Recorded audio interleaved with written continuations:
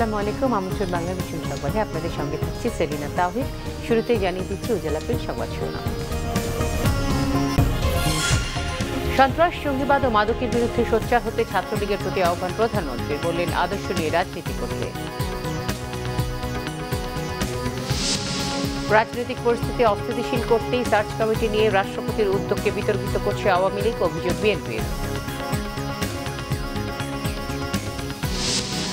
ভোলায় গ্যাস কূপ খননে নিম্ন দরদাতা বাপেক্স, কিন্তু কাজ পেতে যাচ্ছে রাশিয়ান কোম্পানি। 114 কোটি টাকা লোকসানের আশঙ্কা। রিমান্ড শেষে ক্রিকেটার আরাফাত সানি কারাগারে। স্ত্রী দাবিদার নাসরিনের দেয়া কাবিননামা ভুয়া, অস্তিত্ব নেই কাজী।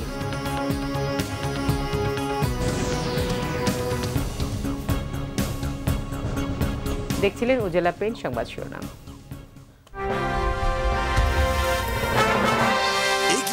কল্পনার রাজ্যে এবারে বিস্তারিত। আদর্শ নিয়ে রাজনীতি করার পাশাপাশি ছাত্রলীগের প্রতিটি সদস্যের শিক্ষা গ্রহণের উপর গুরুত্ব আরোপ করেছেন প্রধানমন্ত্রী শেখ হাসিনা। সন্ত্রাস, জঙ্গিবাদ ও মাদকের বিরুদ্ধে সোচ্চার হওয়ার আহ্বানও জানান প্রধানমন্ত্রী। যারা যুদ্ধাপরাধীদের রাজনৈতিকভাবে প্রতিষ্ঠিত করেছিল তাদের বিচারও বাংলার মাটিতে করা হবে বলেও জানান প্রধানমন্ত্রী।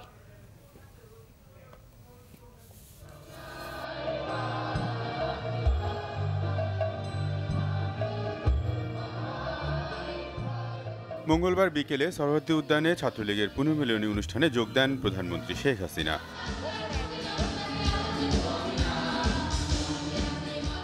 ছাত্রলীগের সাবেক নেতাদের নিয়ে আয়োজিত পুনর্মিলনীতে প্রধানমন্ত্রী শেখ হাসিনা সন্ত্রাস, জঙ্গিবাদ ও মাদকের বিরুদ্ধে সবাইকে সোচ্চার হওয়ার আহ্বান জানান।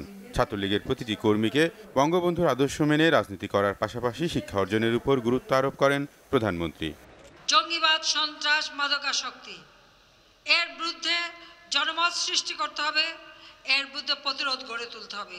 কারণ একটা মানুষকে সর্বনাশের পথে ঠেলে দেয় মাদকাসক্তি। একটা শুধু মানুষ না, একটা পরিবারকে ধ্বংসের দিকে ঠেলে দেয়। ছাত্রলীগের প্রত্যেকটা নেতাকর্মীকে এটা মনে রাখতে হবে যে ছাত্র রাজনীতি আমরা করব, কিন্তু শিক্ষা গ্রহণ করাটাই হচ্ছে সব থেকে বড় কাজ। যুদ্ধাপরাধীদের বিচার চলছে, চলবে জানিয়ে প্রধানমন্ত্রী বলেন, যারা যুদ্ধাপরাধী ও স্বাধীনতা বিরোধীদের রাজনৈতিকভাবে প্রতিষ্ঠিত করেছে তাদেরও বিচার বাংলার মাটিতে হবে। যাদের হাতে পতাকা দিয়েছে তারাই যুদ্ধ অপরাধী হিসেবে তাদের বিচারের কাঠগড়ায় দাঁড়াতে হয়েছে, বিচার হয়েছে, শাস্তি হয়েছে, তা কার্যকর হয়েছে। তাহলে যারা এদের মদত দিয়েছে তাদেরও বিচার বাংলার মাটিতে একদিন হতেই হবে। অশিক্ষিতদের হাতে যদি রাষ্ট্র পরিচালনার দায়িত্ব পড়ে দেশের কি দুরবস্থা হতে পারে সেটা তো আমরা হারে হারে টের পেয়েছি ওই ৭৫ সালের পর থেকে। এছাড়া শিক্ষা, স্বাস্থ্য, শিল্প, অবকাঠামো সহ বিভিন্ন ক্ষেত্রে সরকারের নেয়া নানা উন্নয়ন কর্মকাণ্ডেও তুলে ধরেন প্রধানমন্ত্রী। শিক্ষা, শান্তি, প্রগতি ছাত্রলীগের মূলনীতি। রকুনুজ্জামান, বাংলা ভিশন, ঢাকা। এদিকে সকালে প্রধানমন্ত্রী শেখ হাসিনা বলেছেন, কোনোভাবেই বাংলাদেশকে সন্ত্রাসী রাষ্ট্রে পরিণত হতে দেয়া হবে না। প্রধানমন্ত্রীর কার্যালয়ে পুলিশের ঊর্ধ্বতন কর্মকর্তাদের সাথে আলোচনা শেষে তিনি বলেন, দেশ যখন উন্নয়ন করে তখনই ষড়যন্ত্র হয়। মঙ্গলবার পুলিশ সপ্তাহ উপলক্ষে প্রধানমন্ত্রীর কার্যালয়ে যান ঊর্ধ্বতন পুলিশ কর্মকর্তারা। সেখানে সুষ্ঠু নির্বাচনে পুলিশের ভূমিকার পাশাপাশি জঙ্গি দমনে পুলিশের সফলতার প্রশংসাও করেন প্রধানমন্ত্রী। সংসদ সদস্য লিটন হত্যাকাণ্ডের পুনরাবৃত্তি যেন না ঘটে, সারা দেশের পুলিশ কর্মকর্তাদের সে বিষয়ে আরও সতর্ক থাকার নির্দেশ দেন প্রধানমন্ত্রী। অনুষ্ঠানে পুলিশ কর্মকর্তারা বাহিনীর উন্নয়নে নানা দাবি দাওয়া প্রধানমন্ত্রীর কাছে তুলে ধরেন।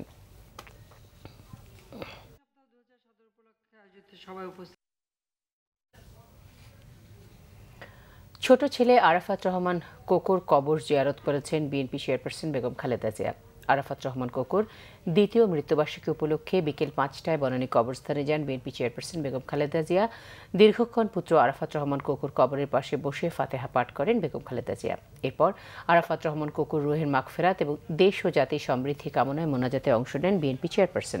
এ সময় আরাফাত রহমান কোকোর দুই মেয়ে জাহিয়া রহমান ও জাফিয়া রহমান, বেগম জিয়ার আত্মীয় স্বজন, বিএনপি মহাসচিব মির্জা ফখরুল ইসলাম আলমগীর, স্থায়ী কমিটির সদস্য সহ দলের সিনিয়র নেতারা বেগম জিয়ার পাশে ছিলেন। এরপর বাদ মাগরিব আরাফাত রহমান কোকোর স্মরণে বিএনপি চেয়ারপারসনের গুলশান কার্যালয়ে অনুষ্ঠিত হয় মিলাদ ও দোয়া মাহফিল। বিএনপি স্থায়ী কমিটির সদস্য সহ কেন্দ্রীয় নেতারা মিলাদে শরীক হন। 2015 সালে 24 জানুয়ারি হৃদরোগে আক্রান্ত হয়ে মালয়েশিয়ায় মারা যান শহীদ রাষ্ট্রপতি জিয়াউর রহমান ও বিএনপি চেয়ারপারসন বেগম খালেদার ছোট ছেলে আরাফাত রহমান কোকো।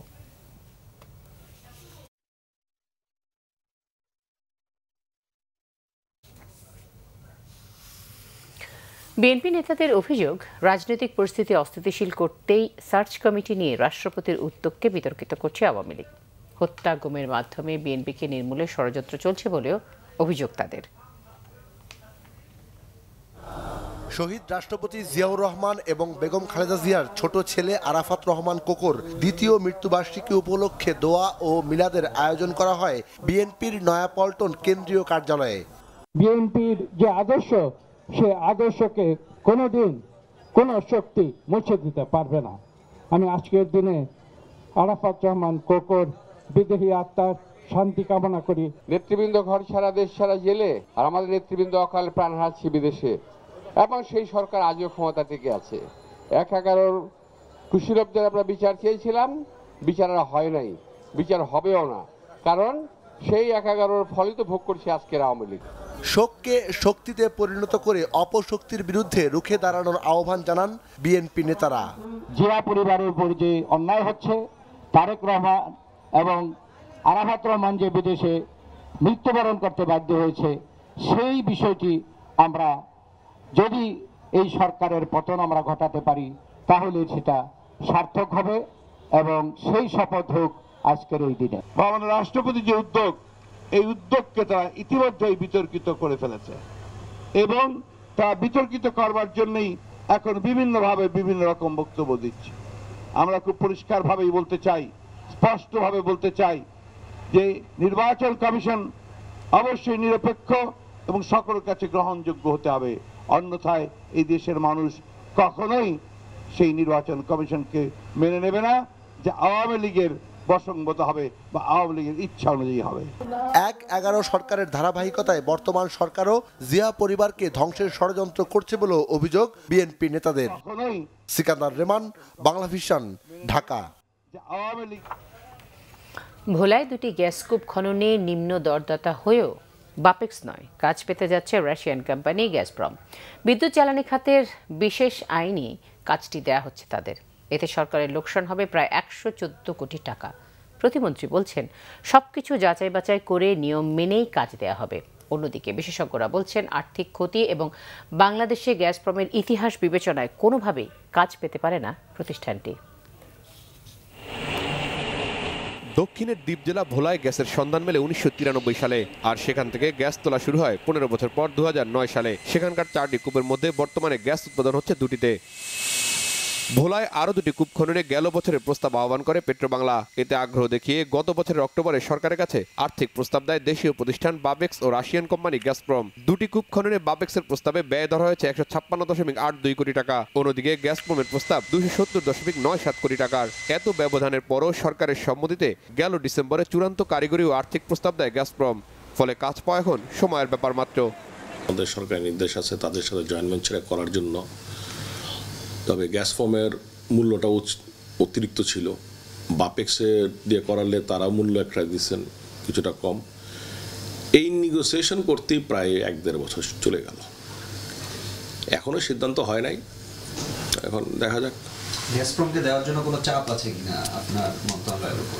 সমস্ত শর্ত যারা মানবে এবং প্রাইসে যারা কম্পিটিটিভ হবে, আমি আশাবাদী যে তাদেরকে দেওয়া উচিত।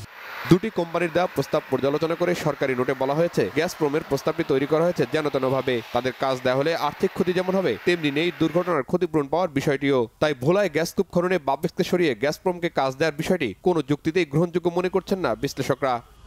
গ্যাসপ্রমের অফিস কোথায়? বাংলাদেশে কি কোনো গ্যাসপ্রম অফিস আছে? তার লোকাল এজেন্টের অফিস আছে। তার তো একটা এতগুলো কাজ করতেছে, তার তো অফিস থাকার কথা। তার ডিলিং কন্ট্রাক্টর এরিয়াল, তার অফিস আছে। যে কোনো বিদেশি কোম্পানি যারা আমাদের এখানে কাজ করে, তারা থার্ড পার্টি সার্ভিস কোম্পানি সেখানে নিয়োগ করে সেই কাজগুলো তাকে সুপারভিশন করে, তারা সেই কাজগুলো করে।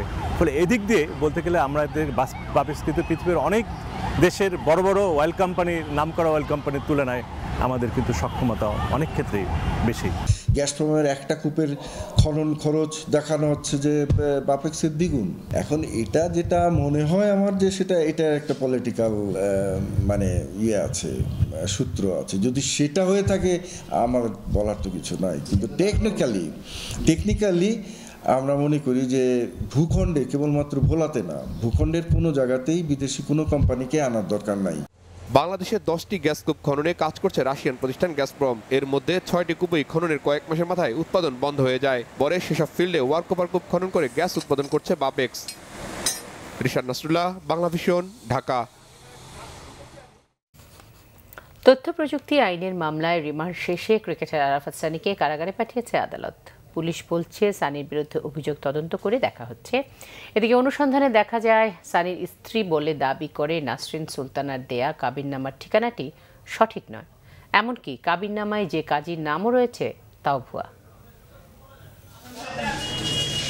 বাংলাদেশ জাতীয় দলের ক্রিকেটার আরাফাত সানিকে তথ্য প্রযুক্তির আইনের মামলায় একদিনের রিমান্ড শেষে মঙ্গলবার আদালতে হাজির করে পুলিশ। আর কোনো রিমান্ডের আবেদন না করায় সানিকে কারাগারে পাঠানোর নির্দেশ দেয় আদালত।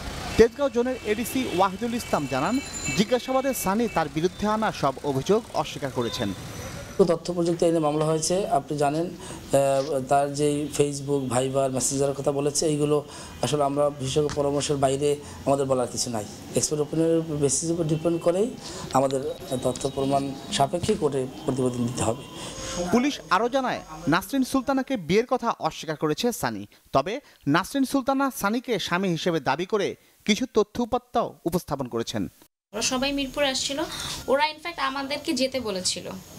হ্যাঁ, আমি আমার বোন আমরা সব একসাথে ওখানে যাই, তারপর ওর ফ্রেন্ডরা আসে, আর সবাই অ্যাকচুয়ালি গেট টুগেদার করে একসাথে, তারপর ওর ফ্রেন্ডরা কাজে নিয়ে আসে। নাসরিন সুলতানার উপস্থাপন করা কাবিননামায় দেখা যায় বিয়ের তারিখ 2014 সালের 4 ডিসেম্বর।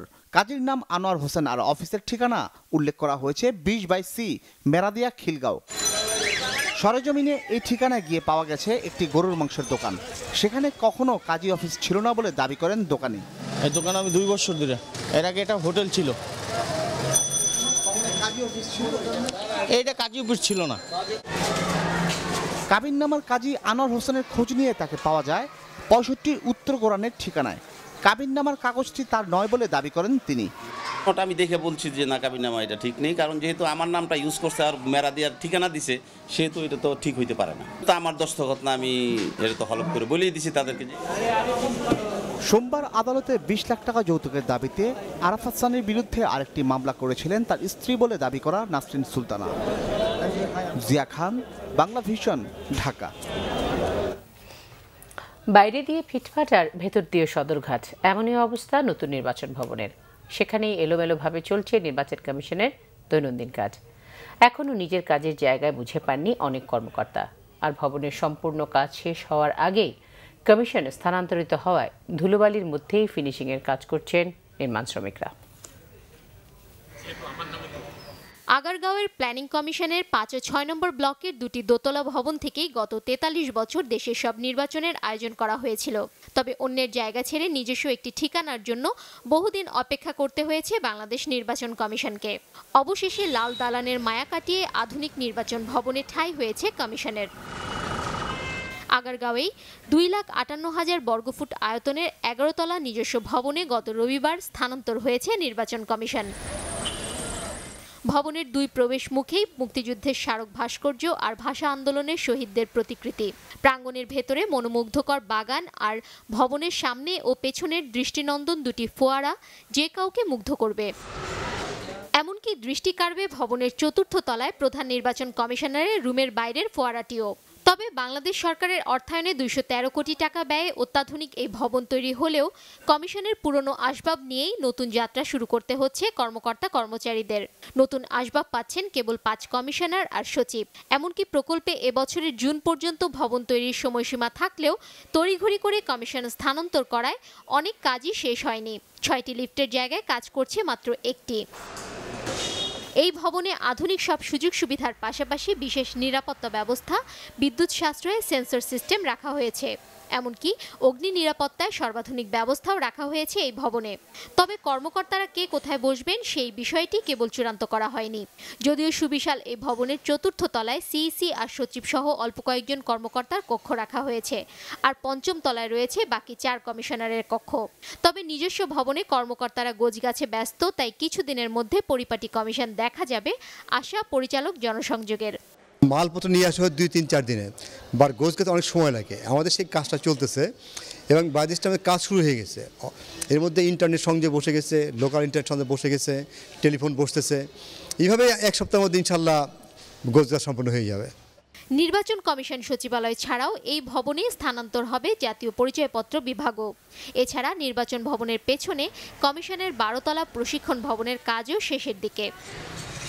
শারমিন ইব্রাহিম, বাংলা ভিশন, ঢাকা। নিচ্ছি সিবিসি টেল সংবাদ বিরতি।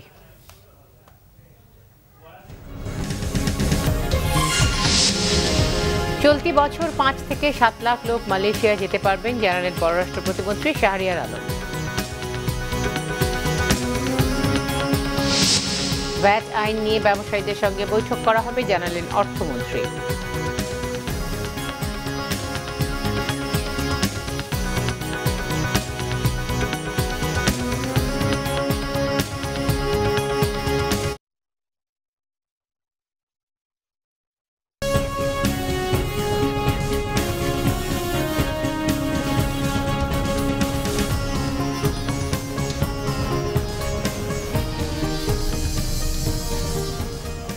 দেখছিলেন বাংলা ভিশন সংবাদ। চলতি বছর ৫ থেকে ৭ লাখ লোক মালয়েশিয়া যেতে পারবেন বলে জানিয়েছেন পররাষ্ট্র প্রতিমন্ত্রী শাহরিয়ার আলম। ঢাকা বিশ্ববিদ্যালয়ে সিনেট ভবনে অভিভাষণ নিয়ে আয়োজিত একটি অনুষ্ঠান শেষে সাংবাদিকদের এই তথ্য জানান তিনি। পররাষ্ট্র প্রতিমন্ত্রী বলেন, আগামী কয়েকদিনের মধ্যে ১০ থেকে ১৫,০০০ লোক মালয়েশিয়ায় যেতে পারবেন। অনলাইনে কোম্পানির সাথে চুক্তির মাধ্যমে বাংলাদেশ থেকে শ্রমিক যাবে জানিয়ে তিনি বলেন, চুক্তিতে শ্রমিকের কি কাজ, কত বেতন হবে তা উল্লেখ থাকবে। চুক্তিতে উল্লেখিত কাজ পরিবর্তন করা যাবে না বলে জানান শাহরিয়ার আলম। নতুন প্রক্রিয়ায় কোনো দালাল বা মধ্যস্বত্বভোগীদের সুযোগ থাকবে না বলেও জানান তিনি। তবে কারো কথার প্ররোচিত না হওয়ার আহ্বান জানান শাহরিয়ার আলম। এর আগে তিনি অভিবাসন বিষয়ে লেখা বইয়ের মোড়ক উন্মোচন করেন। ভ্যাট আইন নিয়ে ব্যবসায়ীদের সাথে বৈঠক করার কথা জানিয়েছেন অর্থমন্ত্রী আবুল মাল আব্দুল মুহিত। সচিবালয়ে সাংবাদিকদের সাথে আলাপকালে তিনি এই তথ্য জানান। অর্থমন্ত্রী বলেন, আগামী জুলাই মাসে নতুন ভ্যাট আইন কার্যকর হবে। নতুন এ আইন ব্যবসায়ীদের গ্রহণ করা উচিত হবে বলে মনে করেন তিনি। অর্থমন্ত্রী বলেন, প্রাথমিকভাবে বিভিন্ন পণ্যে 15% ভ্যাট কার্যকর হবে। এই হার কমানোর কোনো সুযোগ নেই। চলতি অর্থ বছরের প্রথম 6 মাসে রাজস্ব আহরণ নিয়ে নিজের সন্তুষ্টির কথা জানান অর্থমন্ত্রী। বলেন, ইটিনধারীদের সংখ্যা আগের চেয়ে বেড়েছে, বিশেষ করে যুবকদের মধ্যে কর দেওয়ার প্রবণতা বেশি বলেও মনে করেন অর্থমন্ত্রী। তিনি বলেন, কর আদায় কর্মকর্তাদের দৃষ্টিভঙ্গি আগের চেয়ে অনেক ইতবাচক। দক্ষিণ পশ্চিম অঞ্চলে পণ্য পরিবহন মালিক শ্রমিক ঐক্য পরিষদের ডাকা ধর্মঘট প্রত্যাহার করা হয়েছে। সচিবালয়ে স্বরাষ্ট্র মন্ত্রণালয়ের এক বৈঠকের পর এই তথ্য জানান ঐক্য পরিষদের আহ্বায়ক আব্দুল গাফফার বিশ্বাস। তিনি বলেন, সরকারের সাথে আলোচনা ফলপ্রসূ হওয়ায় এই সিদ্ধান্ত নেওয়া হয়েছে। বৈঠকে মালিক শ্রমিকদের 12 দফা দাবি নিয়ে আলোচনা হয়। স্বরাষ্ট্রমন্ত্রী বলেন, কোনোভাবেই ওজনের অতিরিক্ত পণ্য পরিবহন করতে দেয়া হবে না। বিষয়টি মনিটর করার জন্য সরকার মালিক শ্রমিকদের নিয়ে একটি কমিটি গঠন করা হবে। রাস্তায় চাঁদাবাজি প্রসঙ্গে স্বরাষ্ট্রমন্ত্রী বলেন, এ ব্যাপারে সুনির্দিষ্ট অভিযোগ পাওয়া গেলে দায়ীদের বিরুদ্ধে ব্যবস্থা নেওয়া হবে। বৈঠকে নৌমন্ত্রী শাহজাহান খান বলেন, হাইওয়েতে ট্রাক টার্মিনাল নির্মাণে সরকার কাজ করছে, আর গাড়ির fitness, driving licence, tax token নিয়ে যেসব সমস্যা রয়েছে তা সমাধানে বিআরটিএ চেয়ারম্যানকে নির্দেশ দেওয়া হয়েছে।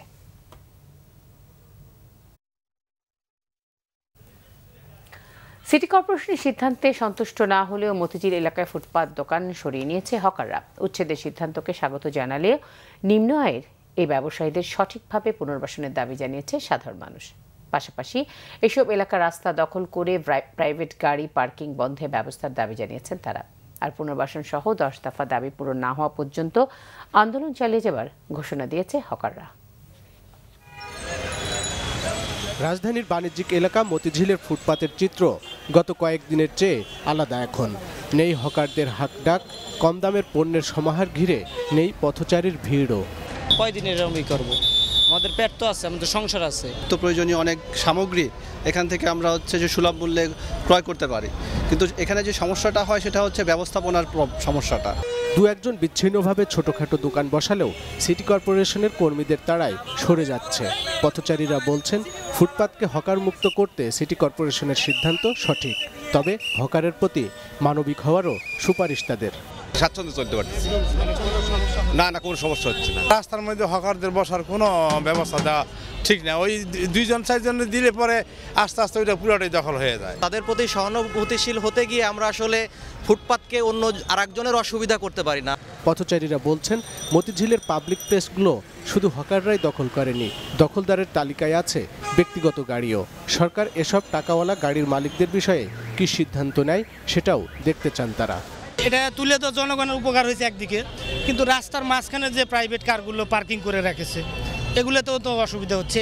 এদিকে গুলিস্তান এলাকার ফুটপাতে স্থায়ী কাঠের দোকান না বসলেও ছোট ছোট ঝুড়িতে করে রাস্তার পাশেই পণ্য বিক্রি করছেন হকাররা। অন্যদিকে 10 দফা দাবিতে মঙ্গলবারও বিক্ষোভ মিছিল করেছে হকার্সদের বিভিন্ন সংগঠন।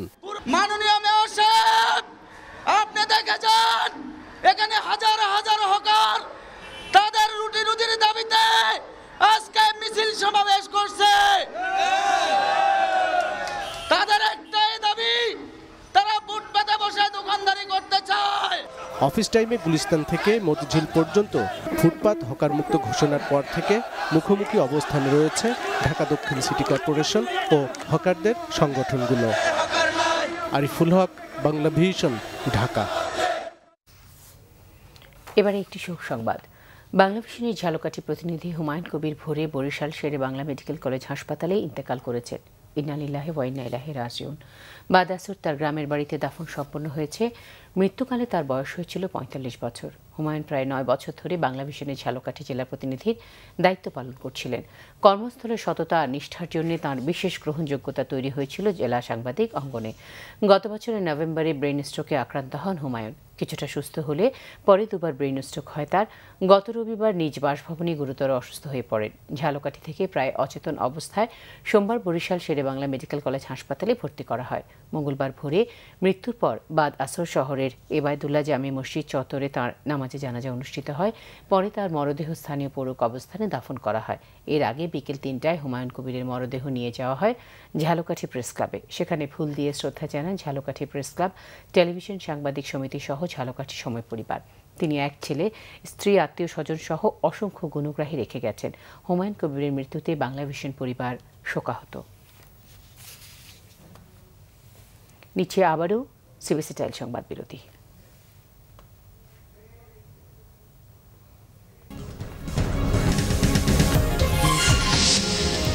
ট্রাম্পের পররাষ্ট্রমন্ত্রী হলেন বহুজাতিক তেল কোম্পানি মোবিলের প্রধান রেক্স টিলারসন, আর সিআইএর প্রধান হচ্ছেন বিতর্কিত মাইক পম্পেও।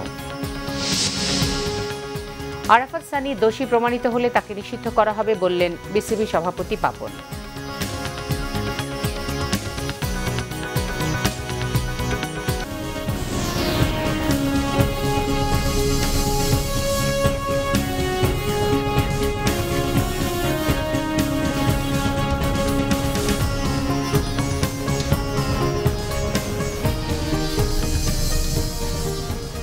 আবারও আমন্ত্রণ বাংলা ভিশন সংবাদে। আমি জুয়েলার্স আন্তর্জাতিক সংবাদ।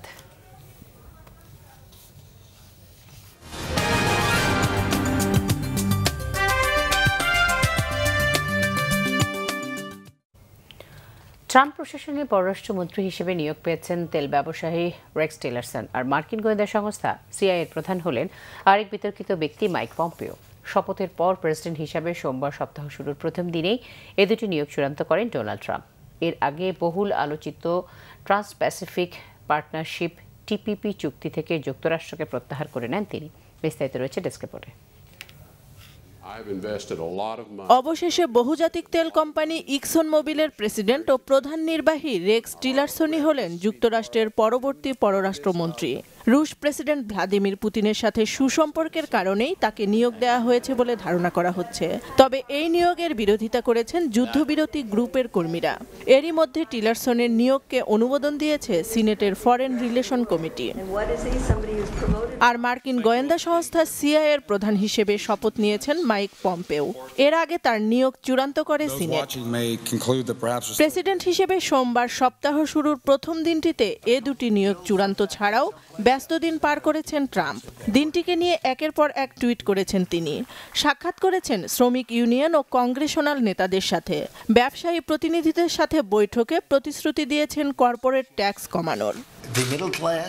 মার্কিন কোম্পানিগুলোর জন্য আইন শিথিল এবং কর্পোরেট ট্যাক্স 35% থেকে কমিয়ে 15 থেকে 20% আনা হবে। তবে কোনো কোম্পানি যদি দেশের বাইরে কারখানা স্থানান্তর করে তবে সেটির উপর বড় অঙ্কের সীমান্ত ট্যাক্স আরোপ করা হবে। ট্রাম্প দিনটি শুরুই করেন এশীয় প্রশান্ত মহাসাগরীয় অঞ্চলের 12টি দেশের অংশীদারিত্ব চুক্তি টিপিপি বাতিলের মধ্যে দিয়ে। এক নির্বাহী আদেশে চুক্তি বাতিলে সই করে একে মার্কিন উৎপাদনশীলতার জন্য ক্ষতিকর বলে উল্লেখ করেন তিনি। এই চুক্তি বাতিল তার নির্বাচনী প্রতিশ্রুতিগুলোর একটি ছিল। এর ফলে চুক্তিটি অনেকাংশেই অকার্যকর হয়ে চুক্তিভুক্ত অন্য দেশগুলো বাণিজ্য ঝুঁকির মুখে পড়বে বলে মনে করছেন বিশ্লেষকরা। Shakila Sultana, Bangla vision news desk.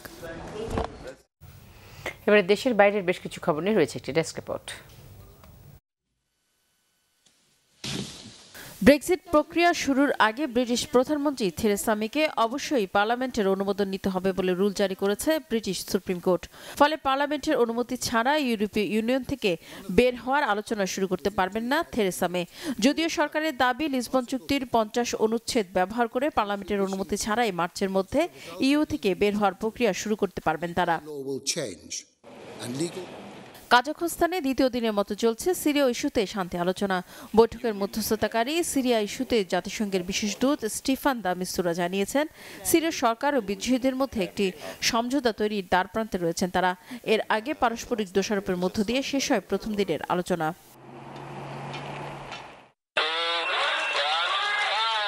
ভূমি থেকে ভূমিতে নিক্ষেপযোগ্য দূরপাল্লার ব্যালিস্টিক মিসাইলের সফল পরীক্ষা চালিয়েছে পাকিস্তান। পরমাণু অস্ত্র বহনে সক্ষম মিসাইলটি 2200 কিলোমিটার দূরে লক্ষ্যবস্তুতে আঘাত হানতে পারবে। যুক্তরাষ্ট্রে অব্যাহত রয়েছে ট্রাম্প বিরোধী বিক্ষোভ। প্রচণ্ড তুষারপাত ও ঠান্ডা বাতাস উপেক্ষা করে সোমবার বিকেলে উটা রাজ্যে বিক্ষোভে যোগ দেন হাজারো নারী পুরুষ। এদিকে ট্রাম্প বিরোধী বিক্ষোভ হয়েছে ফিলিস্তিনের গাজার রাফা শহরে। এ সময় তারা ইসরায়েলের তেল আবিব থেকে জেরুজালেমে মার্কিন দূতাবাস সরিয়ে নেওয়া ট্রাম্পের পরিকল্পনার বিরুদ্ধে স্লোগান দেন। রিফাত জামান, বাংলা ভিশন নিউজ ডেস্ক। এই ছিল এখনকার মতো। পরের সংবাদ রয়েছে রাত 10:30। এর আগে 9টায় থাকছে নিউজ টপ 10 দেখার আমন্ত্রণ রইল। এছাড়াও দেশ ও দেশের বাইরের সবচেয়ে সংবাদ সবার আগে জানতে আপনার গ্রামীণফোন বাঙালি অথবা এয়ারটেল থেকে ডায়াল করতে পারেন 1616 নম্বরে। ধন্যবাদ সবাই।